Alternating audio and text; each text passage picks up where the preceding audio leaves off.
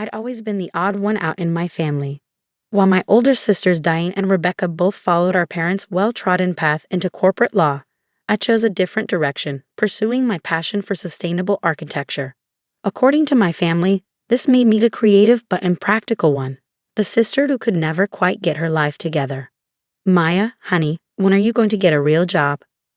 Mom would ask during our monthly family dinners, despite the fact that I've been working at the same architecture firm for 7 years. Architecture is a real job, Mom, I'd reply with practiced patience.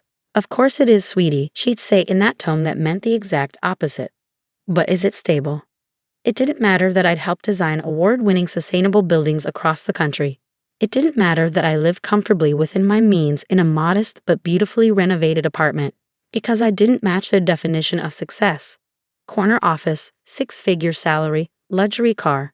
They viewed my life choices with a mixture of confusion and pity. My sisters were particularly vocal about my supposed financial instability. Diane, the eldest at 37, never missed an opportunity to remind everyone about her latest bonus or vacation home purchase. Rebecca, 35, was more subtle but equally condescending, offering to help me with my budget whenever I mentioned any purchase larger than a coffee. I learned to brush off their comments over the years, focusing instead on building a life that made me happy rather than one that impressed them. But what happened last spring still makes my blood boil when I think about it. It started with a family dinner in March. Diane had just received a promotion and was in rare form, dominating the conversation with tales of her corporate heroics.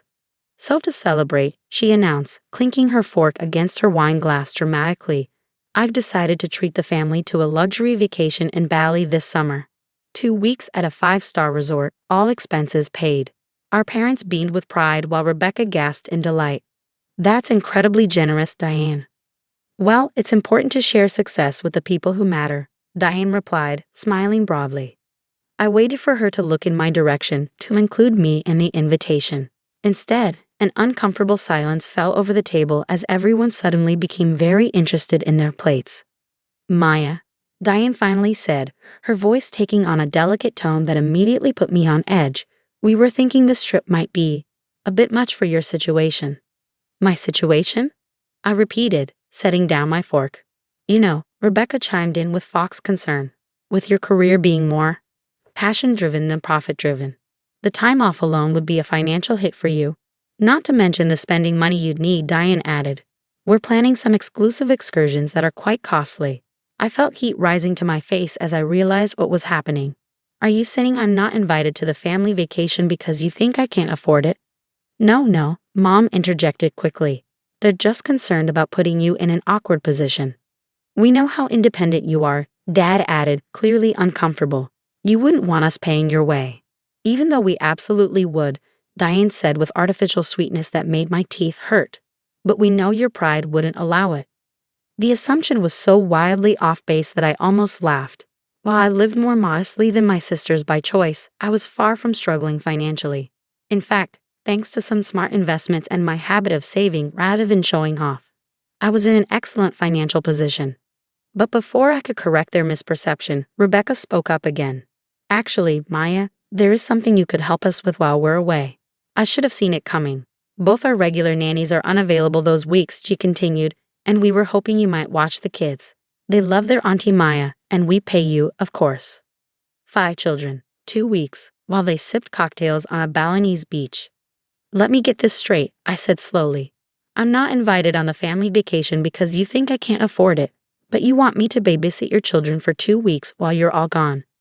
"When you put it that way, it sounds terrible," Diane laughed, waving her hand dismissively. "Think of it as house-sitting with benefits. You get to stay in our homes, use our pools. We'd stock the fridges," Rebecca added helpfully. I looked around the table, waiting for someone, anyone, to acknowledge the absurdity of the situation. Instead, they were all nodding as if this was a perfectly reasonable arrangement. "I'll have to check my schedule," I managed to say, which they immediately interpreted as agreement.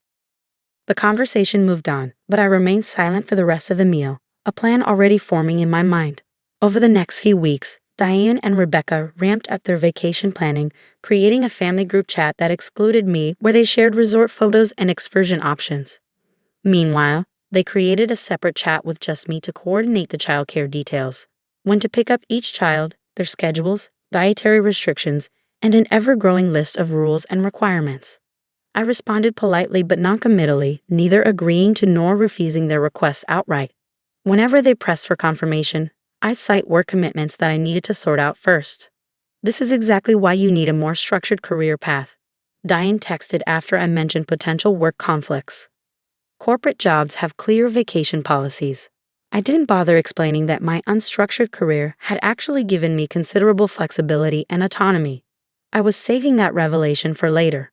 A month before their scheduled departure, I finally agreed to meet them for coffee to finalize the arrangements. They arrived with color-coded binders for each child, looking relieved that their child care plan was coming together.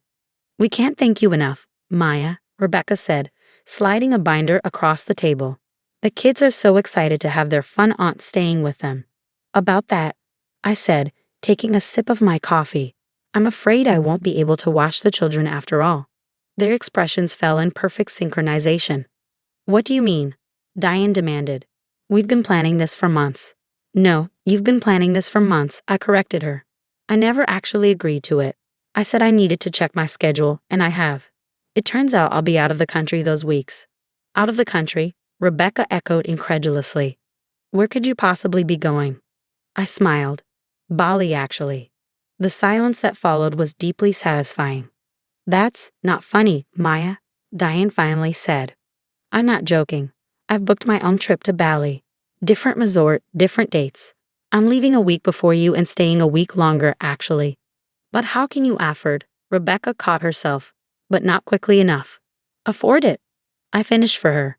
"Quite easily, as it happens. Contrary to what you all seem to believe, I'm not struggling financially. I may not flaunt my money like you do, but that doesn't mean I don't have any." Their disbelief would have been comical if it wasn't so insulting. "You should call a professional childcare service," I suggested, gathering my bag. "They'll need some advance notice." I left them sitting there, mouths still slightly agape, feeling lighter than I had in years. The next few weeks brought a barrage of texts and calls. First from my sisters, then from my parents when their appeals failed to move me. The messaging evolved from indignation to guilt-tripping to, finally, grudging offers to include me in their trip after all. "We never meant to exclude you," Diane claimed in a particularly revisionist voicemail. There must have been a misunderstanding. I didn't bother responding. Instead, I focused on my own travel preparations and a special project I'd been working on in my spare time. As the departure date approached, my mother called with one last attempt at reconciliation. "Your sisters feel terrible about the misunderstanding, Maya. They want to make it right. Won't you at least come to the airport to see everyone off? The children would love to say goodbye to their aunt." I considered refusing, but the opportunity was too perfect to pass up. "Sure, Mom. I'd be happy to." The morning of their departure, I arrived at the international terminal dressed casually but tastefully, a simple envelope in my hand. My parents and sisters were already there with their mountain of luggage and 5 overexcited children running in circles around them. Auntie Maya, my nieces and nephews cried in unison when they spotted me, rushing over for hugs. "We're going on an airplane to see monkeys," my youngest nephew informed me solemnly. "That sounds amazing, buddy," I said, giving him an extra squeeze. My sisters approached more cautiously, their expressions a mixture of discomfort and forced cordiality. "Thanks for coming to see us off," Diane said stiffly. "The kids are thrilled." I nodded, then held out the envelope. "I brought something for you, a parting gift." Rebecca took it, eyeing me suspiciously. "What is this?" "Open it." Inside was a detailed financial portfolio statement with my name at the top. I'd redacted some personal information but left the totals clearly visible: my investment accounts, retirement funds, property equity, and liquid assets. The bottom line was highlighted in yellow, a number that made both my sisters' eyes widen. "Is this real?" Diane asked, her voice barely above a whisper. "Completely. I've been investing since I was 22, living below my means, making smart choices with my money instead of showing it off." I took the paper back and returned it to the envelope. "I could buy that resort you're staying at if I wanted to. But unlike some people, I don't measure my worth or others by their bank accounts." The airport announcement system called their flight for boarding, but neither of my sisters moved, still processing what they'd just seen. "Maya, we had no idea," Rebecca began. "That was the point." I cut her off. "You never bothered to ask. You assume that because I chose a different path, I must be struggling. You excluded me from a family vacation because of your own biases and then expected me to be grateful for the chance to babysit your children while you enjoyed yourselves. We made a mistake, Diane admitted, looking genuinely contrite for perhaps the first time in her adult life. We should have included you. Yes, you should have. Not because I can afford it, but because I'm your sister. The boarding announcement repeated, more urgently this time. You should get going, I said, stepping back. Wouldn't want to miss your flight. Wait, Rebecca said suddenly. If you're so financially secure, why did you let us believe otherwise all these years? Why live in that small apartment and drive that old car? I smiled. Because I value experiences over possessions, sustainability over excess, and authenticity over appearances. My life looks exactly the way I want it to, whether you understand that or not. With that, I hugged each of my nieces and nephews, promised to bring them souvenirs from my own Bali trip, and walked away, leaving my sisters to make a mad dash for their gate. They missed their flight. I know this because I was already relaxing in the airline lounge, waiting for my own departure later that day. I'd actually changed my plans when Mom had convinced me to come to the airport. Why drive there twice? My flight to Bali, in business class, wasn't leaving for another 4 hours. As I sipped my complimentary champagne, my phone buzzed with a text from Mom. Girls missed their flight. Rebooking for tomorrow. What did you say to them? I didn't reply. Some lessons are worth missing a flight for. My time in Bali was transformative, not because of the luxury resort or the infinity pool, though those were nice, but because for the first time in my adult life, I felt completely free of my family's expectations and judgments. I hiked through rice terraces, learned traditional cooking techniques from local chefs, participated in a community-led reforestation project, and sketched designs for my own sustainable tiny house that I'd been dreaming about building. I returned home renewed and more certain than ever about my chosen path. 2 days after I got back, there was a knock at my apartment door. I opened it to find both my sisters standing awkwardly in the hallway, looking uncharacteristically humble. Can we come in? Diane asked. I hesitated, then stepped aside to let them enter. They looked around my modest apartment with new eyes, not with pity or condescension, but with curiosity and perhaps a touch of envy at the evident thought and care in every detail, from the living wall of plants to the custom-built furniture I'd designed myself. Your place is actually really beautiful, Rebecca admitted, running her hand along the reclaimed wood counter I'd installed. Thank you. An uncomfortable silence fell until Diane finally spoke. We owe you an apology, a big one. Yes, you do, I agreed, not making it easier for them. We were wrong to exclude you from the trip based on assumptions about your finances, Rebecca said, and even more wrong to then expect you to watch our children. It was entitled and thoughtless, Diane added. And when we saw your portfolio, she shook her head. It was a wake-up call about how little we actually knew about your life. I studied their faces, looking for the sincerity I'd rarely seen from them before. Surprisingly, it seemed genuine. Bali was enlightening, Rebecca continued. Being there, seeing a different culture, it made me realize how caught up we've been in a very narrow definition of success. Our kids wouldn't stop talking about how cool Auntie Maya's job is, designing buildings that help the environment, Diane said with a hint of a smile. Jackson told his entire kids club that his aunt is saving the planet while we just push papers around.